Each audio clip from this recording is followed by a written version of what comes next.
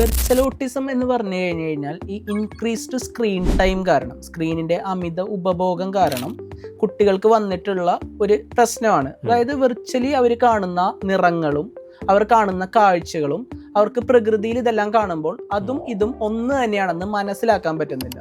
പിന്നെ വെർച്വൽ ഓട്ടിസത്തിന്റെ ഭാഗമായിട്ട് ആ കുട്ടി മുഴുവൻ സമയം മൊബൈലിലായി ചുരുങ്ങിയിരിക്കും. നമ്മളൊന്ന് വിളിച്ചാലോ ആ പേര് വിളിച്ചാൽ പോലും കേൾക്കാത്ത ഒരു അവസ്ഥ വരും. ഇപ്പൊ ഞങ്ങൾ കാണുന്ന ഒരുപാട് കുട്ടികൾക്ക് ഈ ഒരു പ്രശ്നമായത്, കുട്ടികൾക്ക് മാത്രമല്ല മുതിർന്നവർക്കും വരുന്നുണ്ട്, എന്നാലും കൂടുതൽ കുട്ടികൾക്കാണ് ഇത് കണ്ടുവരുന്നത്. അങ്ങനെ ഒരു പ്രശ്നം ഞങ്ങൾ കാണുന്നുണ്ട്. പക്ഷെ അവിടെ എല്ലാം എത്തുമ്പോൾ നമ്മളത് അവരുടെ ആ കുട്ടിയുടെ പാരൻസിനോട് ഇതെല്ലാം പറഞ്ഞ് മനസ്സിലാക്കാൻ ശ്രമിക്കുമ്പോൾ പലപ്പോഴും ആ പാരൻസ് അത് മനസ്സിലാക്കുന്നില്ല. ഇവിടെ പാരൻസ് മനസ്സിലാക്കേണ്ട കാര്യം എന്ന് പറയുന്നത്, എൻ്റെ കുട്ടിയല്ല കുഴപ്പം, എൻ്റെ കുട്ടിക്കാണ് കുഴപ്പം എന്ന് മനസ്സിലാക്കി അതിനെ ചികിത്സിക്കാം, അല്ലെങ്കിൽ അതിനുള്ള മെഡിറ്റേഷൻ കൊടുക്കാം, അതല്ലാന്നുണ്ടെങ്കിൽ അതിനുള്ള റീഹാബിലിറ്റേഷൻ കൊടുത്ത് അതിനെ നമുക്ക് ഓക്കെ ആക്കാൻ പറ്റും.